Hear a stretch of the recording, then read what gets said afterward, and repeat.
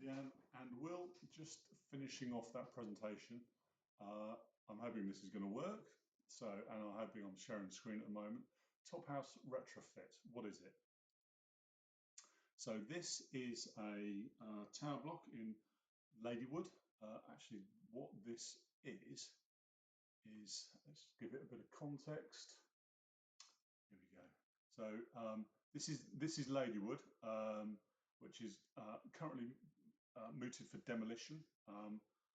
2,000 people going to be kicked out of their homes by the council. Land is going to be given to Berkeley Homes, and who are currently negotiating to drop the amount of social housing. Lord knows what's going to happen to the social tenants.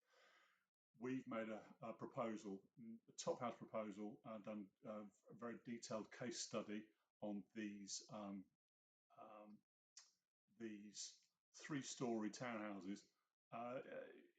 Realistically, they're ugly as sin, cold, leaky, but half of them have been sold to the people who live there, right to buy, and they love them.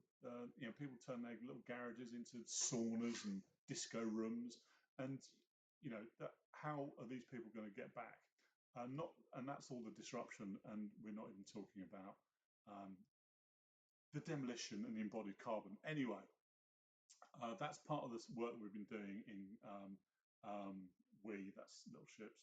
We've been doing in Ladywood for Ladywood Unite Community Interest Company, who we advised on getting formed, getting organised. This is Lincoln Tower. Now this is, let's go to, here we go. So what Top House retrofit is basically, instead of sticking a 25 mil petrochemical cladding, which obviously can't do that anymore since Grenfell, which peels off in the wind anyway. Doesn't matter. We're talking about a substantial net frame around the building.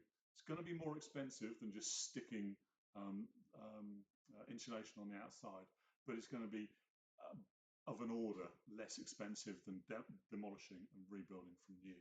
So what this is about is, so we start off with a platform. So here we go, ground floor level, couple of columns, deck on top, job done. Massive amount of insulation, standardized windows, the same window all the way out the building. Helps standardization, reduce costs. We're incorporating space for an additional fire escape, and that will come. That's obviously, most of these towers have got a single stair, and that's and actually one of the good things that came out of Grenfell was the requirement for additional fire escapes, because that's clearly a good thing. So that's basically that, as simple as you like. By the way, you don't need to scaffold, so it's easy. So you basically just start going up the building. Here we're talking about integrating a little a planting deck, planting around the edge. There's loads of different ways of doing this. It's in order to help articulate the building. That just keeps going. You just build off. You just build up and up and up. Really simple. And then you finish off.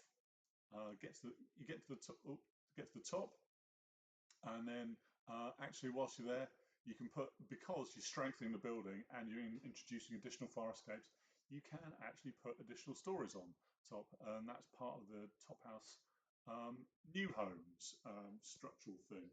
But we can dive into that kind of nuance later, and then you can finish off. You get plants. Excuse me. Right, there we go. So you're basically going from this to this, and there's so many of these buildings in fabulous locations around the country, in the southeast and London. But when you start doing this, you start taking these buildings that are empty, cold, ugly, heat sinks. No one wants to live there, and you create this warm, watertight building with lovely outdoor spaces. By the way, these won't be used for access. They'll just be used for fire escape, these decks. You're actually talking about a fabulous place to live. And we're suggesting a little roof garden and all kinds of stuff. So that's basically the retrofit thing. Where are we? 5 minutes already. Just talking. So on the website, you'll see the Little Ships website. This is Aylesbury Estate. You'll probably remember that Tony Blair, literally a few weeks after he came in, went and stood on the balcony and said, "Isn't this place a shithole? Isn't it going to be great to demolish it?" And so 20, 30 years later, however long it is, nothing's happened, and the council are struggling. There's a housing association, much maligned, who are dragging their feet, who are basically currently demolishing. So here we see their beginning efforts, and sort of reasonably well-behaved building here and here, but that doesn't get the baby bathed. What we're talking about is reuse it. So this is a top house retrofit of that existing building, and like this. This is what it looks like.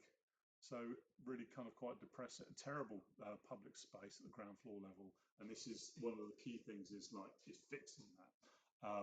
And by the way, that's not hard. And you'd fill those ground floor, even if you put them in zero or low rent community and creatives. That creates the right buzz, but it also creates all the passive surveillance and it'll make it a more desirable place to live. What we're then looking at. So how does this work? One of the problems with is the young scallywags running along the decks and ringing people's doorbells and also getting up to more serious antisocial behaviour issues. With this approach, we have you just like a normal block of flats. You have a key fob intercoms at ground floor, and then you have a second fob at your level. So you're only sharing with your 4 or 5 neighbours, and that you get to know your people, as opposed to people whizzing past all day. Who are you? Who are you? What are you up to? It's semi-private, semi-public. You share it with your neighbours, and that's all about the isolation, growing plants, meeting your neighbours, and two forms of escape, because we do it on the other side. So that's that one. This is actually where it all started. So the Grenfell Tower. So here we go. When this all happened, we went and checked it out actually after we took kicking around the office. We were saying, well, what about what about the sister towers? It's because there's 4 other ones. Everyone's been talking about, that's sort of this whole thing, which is the memorial. But I think a more pressing issue is, what about all the people who are living in these? And apparently they're under a waking watch, and have been for the last 7, 8 years or whatever it is. And this is so we're saying you do this. You get this. Do a top house fit out, and you create these additional fire escapes down the outside of the building. Let's zoom in a bit. Here we go, and you still access it from the internal core, but this is what it's about, and it's protecting the envelope from the sun and the rain. It's getting worse. Massively thick rock wool insulation. It won't even burn if you put it in a furnace. That stuff. And you're talking about something that's looking quite sort of exciting and interesting. I'm really looking forward to working this up in more detail, because these buildings are actually all across the capital, and I believe the country. There's a couple in Southwark as well that are run by a housing co-op. And here we have I think this is the video. I won't sort of sit here and whilst you watch this. You can watch it yourself on the website. So that's littleships.org. I'll put the link in the thing. That's probably enough from me. Thanks for talking. Speak soon. Bye.